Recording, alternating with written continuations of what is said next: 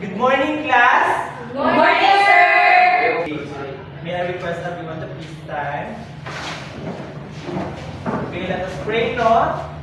So, in the name of the Father, and of the Son, and of the Holy Spirit, Amen. Thank you, Lord God, for today. We bring back all the glory and honor to you. Amen. Amen. Please sit down. So, meron pa tayo answer of the day? Wala, sir. Okay, very good. Sino? Si Aselina po, sir. Okay, sige na. Nagpaalam na siya sa akin. Sige, go. So, let us move on to our topic for today. Who can read our topic for today? Sige, Ms. Rodriguez, what is our topic? Two types of movements, the locomotor and non-locomotor movements, sir. Okay, our topic is the two types of movement. So, who can tell me what is locomotor movements? What is locomotor? Okay, since you don't know, let us show it to you. Locomotor movements are the movements that we change place into one place to another. And the non-locomotor movements are the movements wherein I mean, locomotor are the movements that we change, right? And non-locomotor, we don't change place. Okay. So, our activity for today is a dance activity. Okay. So, our objectives for today's activity for our dance is, you can read our objectives. James Bolanyo, please read our objectives. So at the end of the activity, the pupils will be able to first participate in various movements activities involving persons, objects, music, and environment.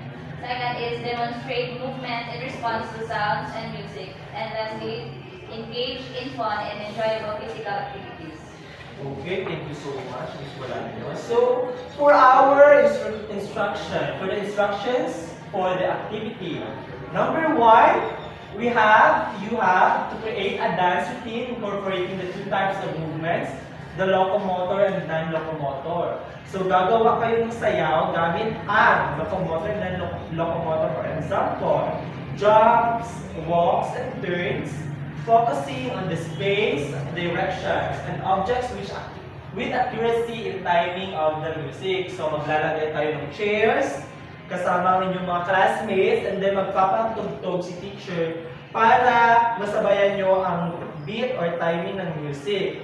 Number two, the dance routine should promote creativity and teamwork while being fun and engaging. So, since gagawa kayo ng sayaw, dapat maipakita yung inyong creativity at teamwork. Number three, the dance should at least 1 minute per group in a tune of.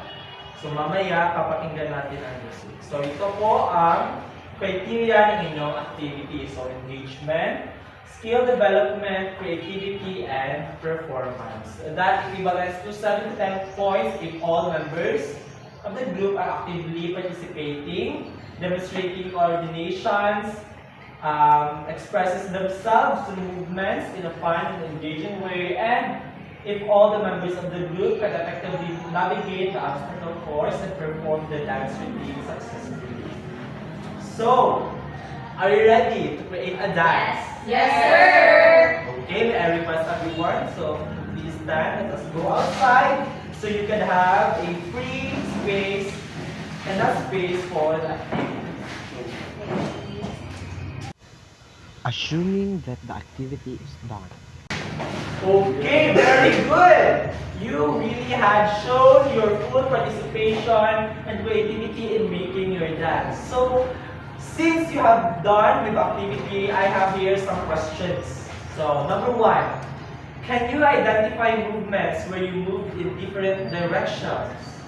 Oh. Can you identify movements where you move in different directions? Ano yung siya sa sayaw? Saan kayo nag-move? Sige, Ms. Rodriguez. Sir, yung ganito namin, sir, yung walking.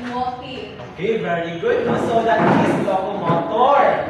Kasi nag-move kayo from one place to another, right? Yes. Okay, number two. How did the use of chairs affect your spatial awareness and movement patterns?